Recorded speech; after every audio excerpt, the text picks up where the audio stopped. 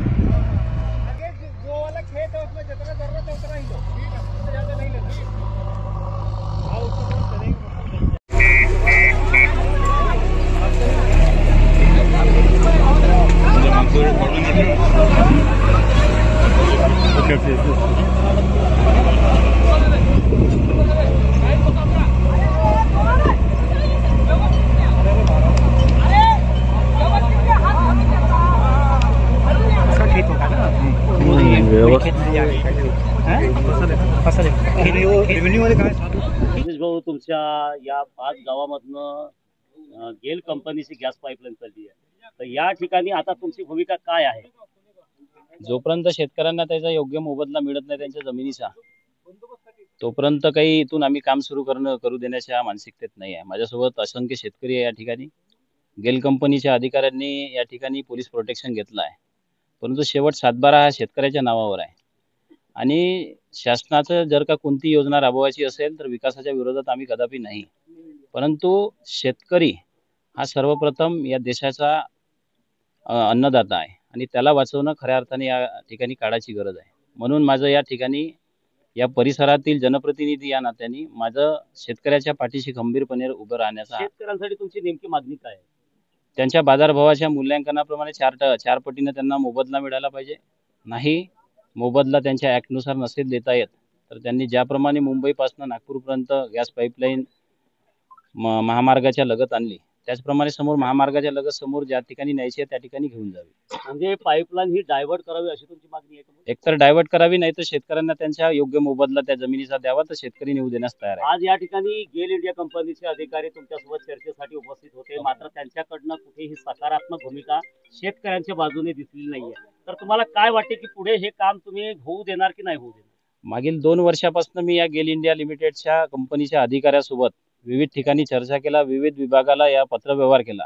जिल्हा परिषद सर्वसाधारणच्या सभेचा ठराव असो, ग्रामपंचायतचे ग्रामसभेचे ठराव असो किंवा माझ्या वैयक्तिक पत्रावरही वेगवेगळ्या विभागाला मी आतापर्यंत जितकेही काही पत्रव्यवहार केले, साधं त्या पत्राचं एकही अजूनपर्यंत त्यांनी उत्तर दिलं नाही. तर आता हे सकारात्मक भूमिका घेतील असं मला या ठिकाणी वाटत नाही आणि आजही चर्चेमधनं सकारात्मक त्यांनी काही उत्तर दिलं नाही. माझी शेतकऱ्याच्या पाठीशी भक्कमपणे उभं राहण्याची माझी या ठिकाणी तयारी आहे. आता या ठिकाणी मोठ्या प्रमाणामध्ये पोलीस प्रोटेक्शन मागवलेलं आहे आणि काम हे आता ठरणार आहे, म्हणजे होणारच आहे. यासाठी पोलीस प्रोटेक्शनच्या माध्यमातून तुमच्यावर कदाचित कारवाई होण्याची सुद्धा आता शक्यता आहे.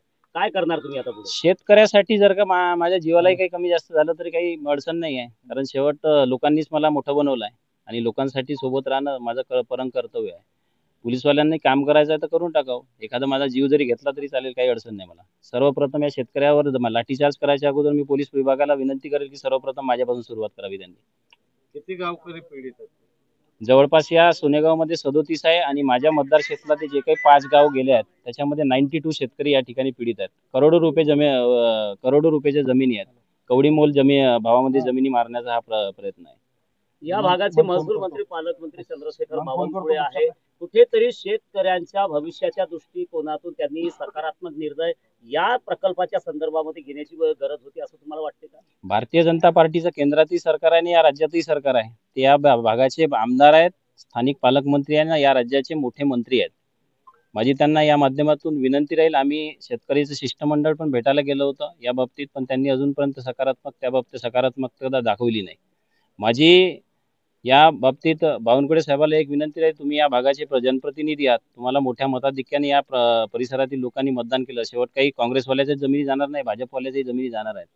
तर त्यांनी शेतकऱ्याच्या पाठीशी भक्कमपणे उभे राहून योग्य न्याय देण्याचा प्रयत्न करावा असं माझं या ठिकाणी बोलणं आहे. जनार्दन वासुदेवराव सांबारे. बरं, मला एक सांगा, आता जर ही समजा पाईपलाईन तुमच्या शेतातून जबरदस्ती गेल कंपनीने टाकण्याचा प्रयत्न केला तर तुम्ही काय करणार? आम्ही जीव देणार त्याच्यासमोर. आमच्या शेतीला भाव येऊन राहिलेला नाही आणि आमच्या शेतीतून मधातून लाईन जाऊन राहिली आहे, 2 भाग पडून राहिलेले आहे. ज्याच्याकडे 2 एकर शेती आहे, 1 एकर शेती आम्ही आहे, काय करावं? त्या छोट्या आणि मोठ्या आमच्या शेतकऱ्यांना करावं का? शेतीवरच आमचा हे आहे, परपंच आहे. आम्ही मुलं पोसाव का बायकोले पोसाव का अजून कोणाले हे करावं? काय नाव तुमचं? उत्तम सोमाजी क्षीरसागर. काय करणार आता तुम्ही? तुमच्या शेतातून गेल कंपनीची गॅस पाईपलाईन चालली आहे. नाही, आम्ही जाऊ देणार नाही. आम्हाला मारायला तयार झाले ते तरी आम्ही मरू इथं जाग्यावर, पण पाईपलाईन जाऊ नाही देऊ. अगर त्यांनी न्यायाचीच आहे, आम्हाला जे बाजारभावात पैसे आहे रेट त्याच्या 4 पट पैसे द्यायला पाहिजे, नाही तर वेगळी लाईन जे हायवेने नेली पाहिजे. त्यांनी आमच्यावर बळ जबरदस्ती करून नेतील तर आम्ही मरायला तयार आहोत, मारण्यास बी तयार आहोत. आम्ही मातीचं तेल टाकून सनी आम्ही पेटून द्यायला तयार आहोत. तेव्हा आम्ही इथं आमची शेती 2.5 एकर आहे दादा. 2.5 एकरात 5 भाऊ 1 बहीण आणि बिचातून चालली आहे गॅस पाईपलाईन. आमचे घर नाही बनलं, दार नाही बनलं, गॅस पाईपलाईन गेल्यावर आम्हाला काय मिळणार याचं? शेती तरी कशी व्हावं आम्ही ना? जेव्हा मातीतून सोनं काढू शकतो तर जेव्हा भेटून राहिला ना तुम्हाला, मग काहीच नाही देऊन राहिले. का देऊन राहिले? आम्हाला काहीच नाही. पैसे देऊन राहिले साहेब फक्त. हे 10 पैशात काय होते त्या कास्तकाराचं? मातीतून आम्ही पीक काहीच पाणी नाही. काढू शकतो, सोनं करू शकतो. सोनं करू शकतो. आणि जेव्हा आमच्या मातीची गद्दारकीकरण आम्ही त्याला सोडू शकतो का? तुम्ही विचार करा ना. आम्ही प्रपंच आजे वडील सगळे आम्ही या शेतकरी. तुमच्या भागामधले जे आमदार आहेत आता ते महसूल मंत्री आहेत, त्यांनी महसूल खात्याचे मंत्री आहेत, नागपूर जिल्ह्याचे पालकमंत्री बावनकुळे. हो. काय भूमिका राहणार? बावनकुळे साहेबांनी तुम्हाला न्याय दिला पाहिजे का? घ्यायला हो, पाहिजे, द्यायला पाहिजे. ज्यांनी action द्यायला द्यायला पाहिजे पाहिजे. या, म्हणजे ते कसं आहे साहेब, लवकरात लवकर त्यांनी घ्यायला पाहिजे. गव्हर्नमेंट द्यायची आहे ना, त्याने घ्यायला पाहिजे ना. त्याचं काम आहे या क्षेत्रात. ते आमदार झालेले आहे. शासन ते आहे. शासन द्यायचं आहे, सगळं त्यांचं आहे. काही कास्तकाराचं नाही, सगळं जनतेसाठी आणि जनतेतूनच बनवलं आहे ना. जनतेला मारासाठी बनवला का त्याला आमदार? एवढे पद कुठून मिळाले? तुमच्या भागामधून आता गेल कंपनीची गॅस पाईपलाईनचं काम सुरू होत आहे तुमच्या या शेतामधून. तुम्हाला काय वाटते का ही पाईपलाईन केली पाहिजे? नाही, पाईपलाईन गव्हर्नमेंटचं काही काम आहे तर व्हायला पाहिजे, पण ती कुणाच्या शेतीमधून किंवा कुणाच्या घर तोडून नाही घ्यायला पाहिजे. बाय रोडने न्यायला पाहिजे, नदीच्या काठाने न्यायला पाहिजे. म्हणजे डायव्हर्ट करावा पाईपलाईन. डायव्हर्ट करायला पाहिजे. आणि डायव्हर्ट नसेलही होत, एखाद्या ठिकाणी खूप अडचण झाली तर त्या कास्तकाराला त्याचा योग्य मोबदला मिळाला पाहिजे, जेणेकरून त्याचं भविष्य आणि त्याचा परिवार योग्यरित्या जगू शकला पाहिजे. तुमचं काय नाव आहे? चंद्रकांत हेवट, सोनेगाव राजा, माजी सरपंच. विकास मधुकर चौधरी. काय मागणी आहे तुमची? आमची मागणी एकच आहे साहेब, हे पाईपलाईन जशी तिकडून रोडनं आणली त्या हिशोबाने साहेब हिला डिवाइड करून साहेब रोडनं न्यावी. नाही जात असून साहेब तर आम्हाला योग्य तो साहेब मोबदला द्यायला पाहिजे. योग्य मोबदला तरी तुमची मागणी काय आहे? किती आमची भेटणार? मागणी हेच आहे साहेब, बाजारभावानुसार 4 पट आम्हाला पैसे मिळाले पाहिजे. जर बाजार भावापेक्षा 4 पट अधिक मोबदला तुम्हाला नाही भेटला तर पुढची भूमिका काय राहणार? आम्ही सर पाईपलाईन जाऊ देणार नाही. कंपनीच्या अधिकाऱ्यांसोबत आहे, शासन तुमच्या सोबत नाही, काय करावं तुम्ही? आम्ही काही करणार नाही सर. आम्ही सर ते मशीन लावून सर आम्ही त्याचं झोपून जाईल सर समोर सर.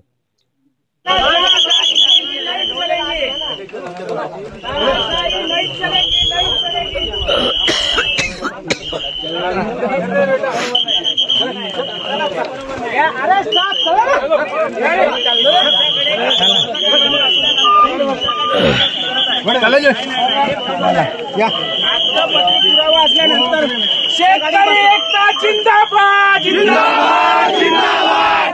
मोदी सरकारचा निषेध असो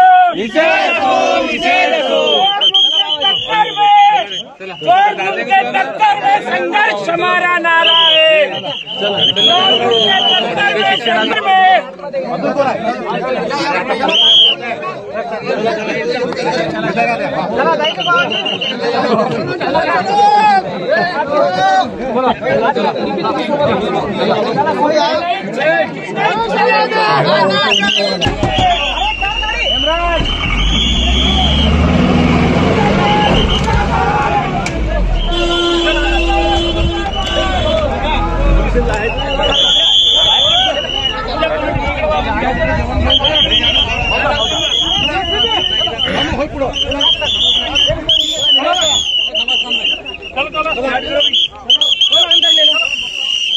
चला शिट्ट्या वाजवा.